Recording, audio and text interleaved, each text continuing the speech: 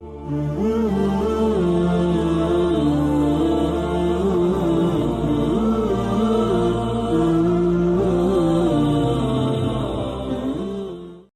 Chapter starting আমরা আগের সিনের আগের চ্যাপ্টারের এপিসোড দেখতে পারি যে জায়গায় লোগান লেকে সকলে ঘিরে ধরেছে অ্যান্ড লোগান লি এই জায়গায় ভয় পেতে থাকে অ্যান্ড ভাবতে থাকে আমি এখানে কি করব। বাট তখনই লোগান লি বলে হে ইউ ফাকার বাস্টার্ড, তোর এখানে কি করার চেষ্টা করছি। কিন্তু তখন এই জায়গায় লোগান ড্যানিয়েলের কথা মনে করে যে ড্যানিয়েলকে সে কীভাবে মারতো, মানে তার পিকাচুকে সে কীভাবে মারতো, কীভাবে সে বুলি করতো। বাট এখন সে তাকে মারছে। হে পিকাচু, তুই এটা কী করলি, তুই এটা একদমই ঠিক করিসনি। বাট তখনই আমাদের ড্যানিয়েল উঠে এসে ডাইরেক্ট লোগানের ফেসের মধ্যে একটা কিক মারে অ্যান্ড যেটার ইম্প্যাক্টে লোগান অনেক দূরে গিয়ে পড়ে। অ্যান্ড এটা মারার পরে লোগান ড্যানিয়েল ভাবতে থাকে হ্যাঁ আমার কাছে বেশি টাইম নেই, এটা দ্রুত এখানে ইন করতে হবে। তো এর বলার সাথে সাথে ড্যানিয়েল নিচ থেকে লোগানের পেটের মধ্যে একটা পাঁচ মারে। বাট পরবর্তীতে লোগান আবারও উঠে এসে ডাইরেক্ট ড্যানিয়েলের ফেসে একটা পাঁচ মারতে যায়। বাট ড্যানিয়েলটা ডস করে ডাইরেক্ট আবার লোগানের পেটের মধ্যে আরেকটা তার হাঁটু দিয়ে মারে, যার কারণে লোগানের এই জায়গায় অনেক অনেক বেশি খারাপ অবস্থা হয়। তো ড্যানিয়েল বলে হ্যাঁ এর সাথে আমার খেলার এখন বেশি টাইম নেই, আমাকে এখন এটা শেষ করতে হবে। এর সাথে সাথেই ড্যানিয়েল একটা ফাইনাল ব্লো দিতেই যাবে। বাট তখনই যখন ড্যানিয়েল পাঁচটা মারে ড্যানিয়েল শকড হয়ে যায়, মানে অনেক বেশি শকড হয়ে যায়, কেননা ওদিকে লোগান ড্যানিয়েলের হাত ধরে ফেলে, মানে তার পাঁচ ব্লক করে ফেলে। হ্যাঁ তার জুসু টেকনিক ইউজ করে ডাইরেক্ট ড্যানিয়েলকে তার কাছে টেনে আনে।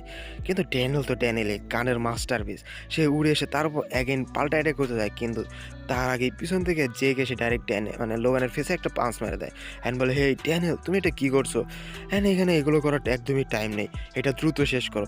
অ্যান্ড এটা বলে লোগানের ফেসের মধ্যে খারাপভাবে পাঁচ মারতে থাকে। বাট এখানে যে একটু অবাক হয়ে যায়, কেননা লোগান তার পাঁচটা ব্লক করে ফেলেছে।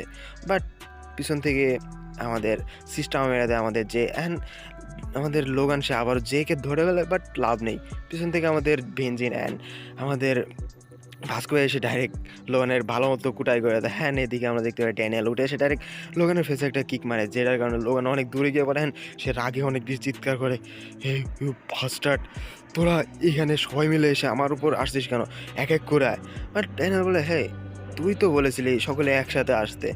আর এখানে লোগান ডাইরেক্ট ঘুরে গিয়ে আমাদের ভাস্কোর উপর একটা ট্যাগেল মারতে যায়। বাট ভাস্কো ভয় পেয়ে যায়, হ্যাঁ এটা সে ট্যাগেল মারছে, সে আমার ট্যাগেল ইউজ করতে আসছে।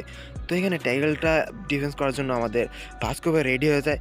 কিন্তু এই জায়গায় ভাস্কোকে সে ডিফেক্ট করে সে পিছন থেকে চলে যায়, মানে সে ভাস্কোকে ডস করে ভাস্কোর পিছনে চলে যায় লোগান। ভাস্কো অবাক, সে এটা কী করলো, সে আমার উপর টাচ মানে তা আমার উপর অ্যাটাক না করে সে পিছনে চলে গেল কেন। বাট ভাস্কো যখন পিছনে তাকায় সে দেখে এই জায়গায় আমাদের লোগানের আসল মোটিভ ছিল সে আলেকজান্ডারকে ধরা, মানে আলেকজান্ডার উইক, তাকে ধরে তার থেকে এখান থেকে পালাতে চেষ্টা করবে। তো এখানে আলেকজান্ডার বলে hey guys please help me.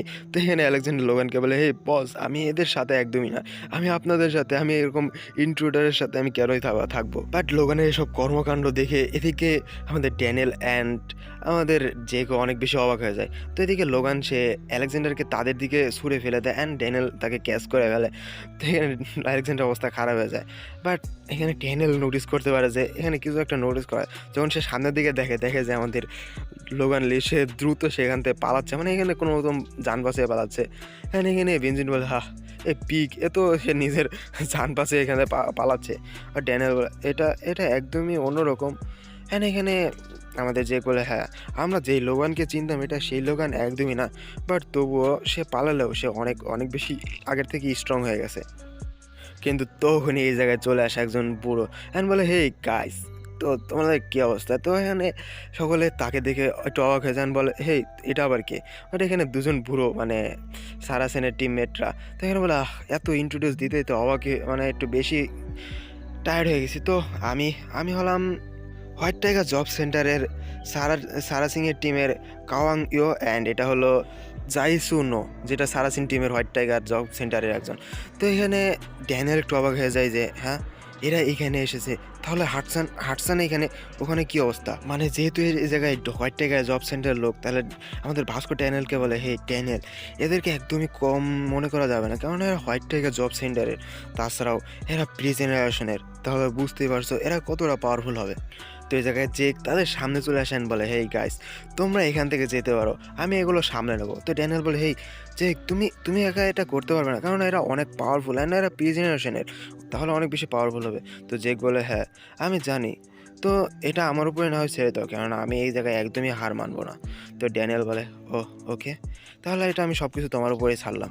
তো এটা বলে ড্যানিয়েল অ্যান্ড সকলেই জেককে জায়গায় রেখে তারা সামনের দিকে এগোতে শুরু করে। হ্যাঁ, এই জায়গায় আমরা দেখতে পাই যে সারা সিং টিমের দুই পুরো জেকের উপর অন্যরকমভাবে দেখছেন, হাসছেন। এখানে জেক বলে, হেই গাইস, তো আমি তোমাদেরকে কিছু জিজ্ঞাসা করতে চাই। তো এটা বলার কি পারমিশন আছে? তো বলে, হ্যাঁ বলো।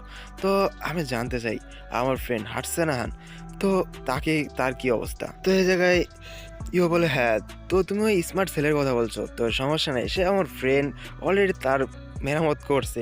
তো এদিকে আমরা দেখতে পাই একজন পুরোকে এই জায়গায় অলরেডি রেখে আছে হাটসানাহানের কাছে। তো হাটসানাহান এখানে তাকে পাঁচ মারতে যায়, বাট সে কোনো মতো ডস করে ফেলে, মানে তার সাথে খেলছে, হাটসানের সাথে সেই পুরোটা খেলছে।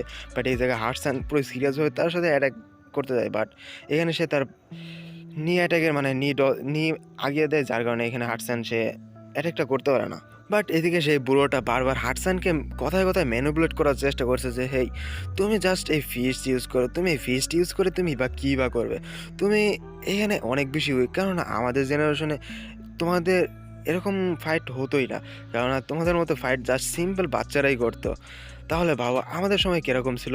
তো এখানে আমরা সেই বুড়োর ওল্ড মানে আগের সময়ের সিন দেখতে পারতাম। অ্যান্ড বলে, হ্যাঁ, তো যাই হোক, এখন আমি একটু তোমার সাথে একটু ভালো মতো খেলবো।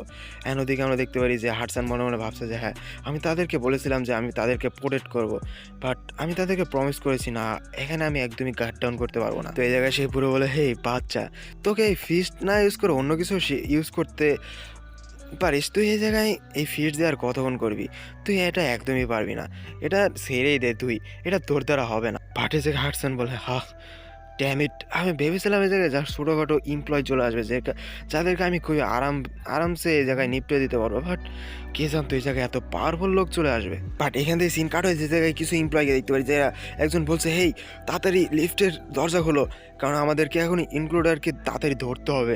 এখানে তারা অনেক তাড়াতাড়ি ঢুকে পড়েছে, অ্যান্ড আমাদের বসের এখানে আর পারমিশন পেয়ে গেছি, যা আমরা তাকে যে করে হোক তাকে আটকাতেই হবে। তো এই জায়গায় লিফটের ভিতরে যখন তারা সকলে চলে আসে, একজন লোক বলে, হ্যাঁ, আসলে আমি শুনেছি এরা নাকি হাই স্কুল স্টুডেন্ট, মানে বাচ্চারা চলে এসেছে, তো বাচ্চাদেরকে নিয়ে এত ভয় পাওয়ার কিসের, তো আমরা একে দেখলে ভালো মতোই ধরে ফেলতে পারবো, এতে কোনো বড় প্রবলেম নেই। আর হেই, আমরা যখন তাদেরকে ধরবো তারপর আমরা দুজনে মিলে রোস্ট অ্যান্ড অনেক কিছু রেস্টুরেন্টে মিলে খাবো, ঠিক আছে, ওকে। বাট তখন এই জায়গায় একজন সে পাশে তাকে একটু অবাক হয়ে যায়, অ্যান্ড তার পাশে একটা হাট্টা গোট্টা অনেক বড় একটা সাইজের মানুষ দাঁড়িয়ে থাকে, অ্যান্ড সে বলে, হেই, তুমি কে? মানে এই জায়গায় সে একটু ঘাবড়ে যায় তার কথা শুনে। হ্যাঁ, না, এখানে আমরা দেখতে পাই এটা আর কেউ না, এটা হলো আমাদের বিগ ডিলের নাম্বার 2 এর জ্যারি রন। তো এখানে লাস্ট আমরা দেখতে পারলাম যে জ্যারি ওয়ার্কার্সের ভিতরে চলে এসে ওয়ার্কার্সকে ডিস্ট্রয় করতে, যাই হোক। তো এখানে আমরা অ্যাট লাস্ট সবচেয়ে মজার বিষয় যেটা জানতে পারবো অ্যান্ড দেখবো, যেটা হলো আমাদের ব্যারেঞ্চো অ্যান্ড জ্যারি ননের ফাইট। তো এটা আমরা আস্তে আস্তে নেক্সট এপিসোডে আমরা আস্তে আস্তে সব কিছু ক্লিয়ার হবে, আমি দেখতে পারবো। তো এর সাথে আমাদের আজ চ্যাপ্টারটা এই জায়গায় এন্ড হয়ে যায়। তো চ্যাপ্টার ভালো লাগলে অবশ্যই লাইক, কমেন্ট, শেয়ার এবং সাবস্ক্রাইব করে দেবে। আজকের জন্য এতটুকু, স্টে সেফ, আল্লাহ হাফেজ অ্যান্ড গুড বাই।